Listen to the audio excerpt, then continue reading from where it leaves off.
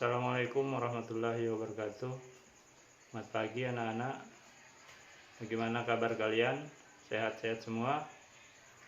Nah, sebelum kita mulai pembelajaran pada pagi hari ini, baiklah Pak Guru akan mengabsen kalian untuk mengecek kehadirannya.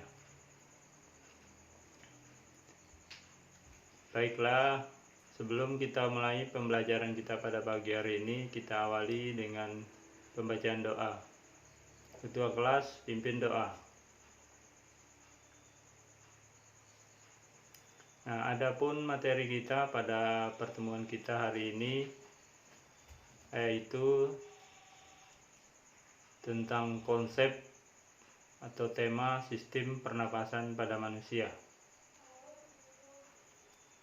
Nah, sebelum kita mulai ke tema sistem pernapasan pada manusia ini, Pak Guru ingin mengingat kalian kembali atau menggali pemahaman kalian kembali tentang pelajaran minggu lalu, sehingga nanti materi yang telah kita pelajari akan terkait dengan materi yang akan kita bahas pada pagi hari ini. Pak Guru akan bertanya kepada kalian, siapa yang bisa menjawab silakan angkat tangan. Coba jelaskan apa fungsi sel darah merah pada manusia. Saya ulangi, apa fungsi sel darah merah pada manusia?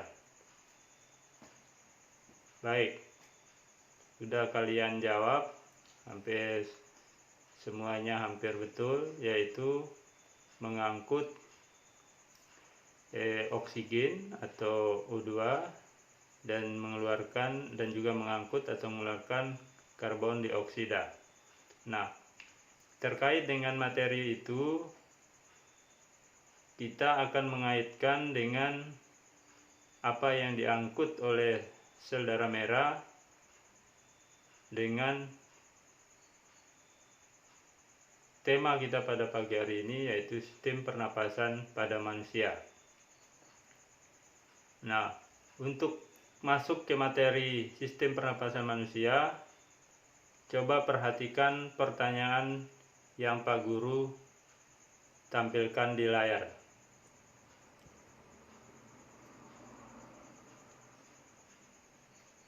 Yang pertama, apakah yang kalian rasakan ketika flu? Kemudian yang kedua, apa yang akan terjadi ketika kalian selesai berlari? Dan yang ketiga, kenapa kita selalu menutup hidung ketika banyak asap dan debu? Baik, sudah ada yang menjawab dan sudah hampir betul. Yang kalian rasakan ketika flu adalah susah bernapas.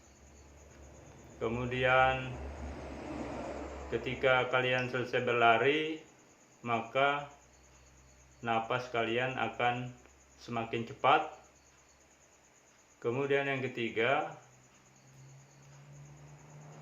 kenapa kita selalu menutup hidung ketika banyak debu dan asap?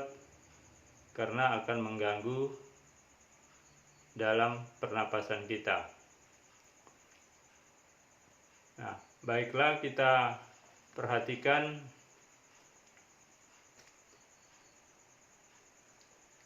materi kita pada pagi hari ini. Nah, adapun tujuan nanti pembelajaran kita pada pagi hari ini yaitu untuk memahami struktur dan fungsi sistem pernapasan.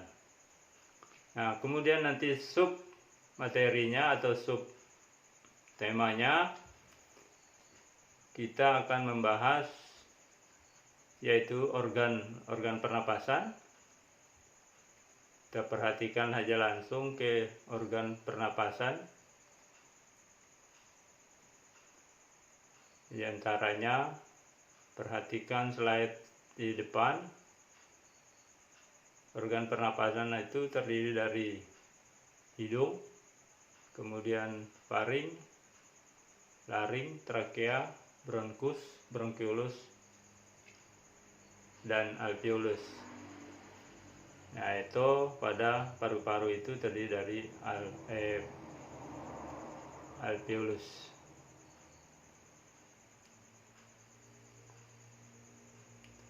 Nah, kemudian yang kedua,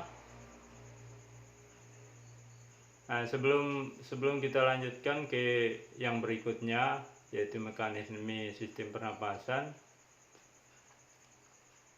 coba siapa yang bisa mengurut ketika otot-otot tulang rusuk relaksasi, rongga dada mengecil, kemudian diafragma relaksasi, maka tekanannya menjadi kecil sehingga udara keluar dari dalam paru-paru. Nah,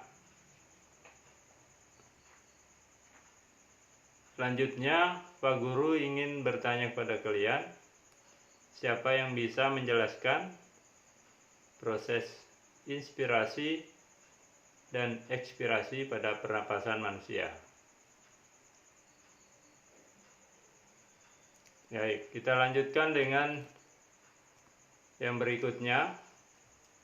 Ada namanya frekuensi pernapasan. Ada beberapa faktor yang mempengaruhi pernapasan. Yang pertama yaitu umur, di mana semakin bertambah umur seseorang maka semakin rendah frekuensi pernapasannya. Kemudian yang kedua, jenis kelamin. Nah, kebutuhan oksigen antara laki-laki dan perempuan atau pada wanita lebih besar laki-laki daripada wanita karena berbeda aktivitas. Kemudian yang ketiga, suhu tubuh. Nah, suhu tubuh manusia semakin tinggi suhunya maka semakin cepat frekuensi pernapasannya. Kemudian ada posisi tubuh berkaitan dengan beban yang harus ditanggung oleh organ tubuh, sehingga pada saat posisi tubuh ini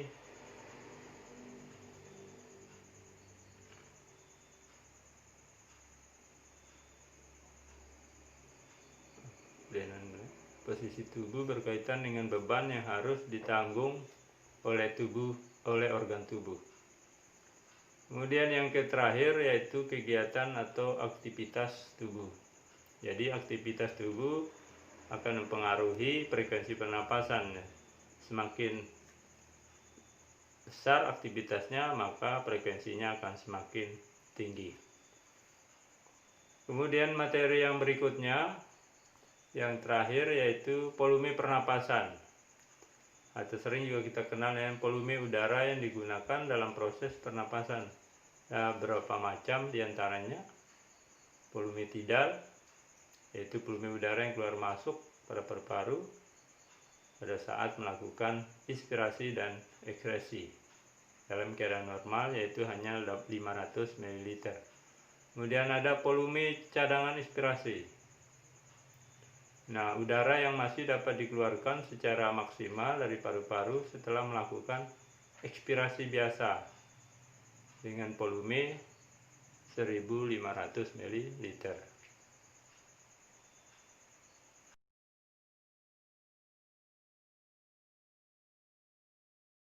Kemudian yang ketiga, volume cadangan inspirasi, yaitu volume udara yang masih dapat dimasukkan secara maksimal ke dalam paru-paru setelah melakukan ekspirasi biasa dengan volume sekitar 1500. Yang keempat ada volume residu, volume yang masih tersisa di dalam paru-paru setelah dihembus sekuat-kuatnya maka akan tersisa sebanyak 1000 ml.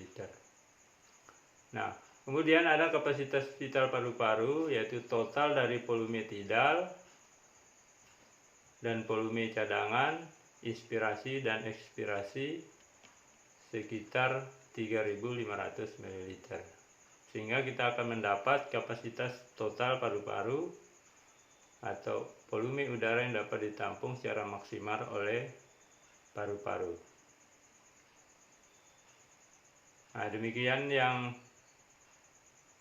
Pak Guru dapat sampaikan. Berikut perhatikan pertanyaan yang Pak Guru sampaikan. Tuliskan organ-organ pernapasan pada manusia, jelaskan proses inspirasi dan ekspirasi, tuliskan faktor-faktor yang mempengaruhi proses pernapasan. Nah, kalian jawab pertanyaan itu, kemudian dikirim ke WA Pak Guru. Terima kasih.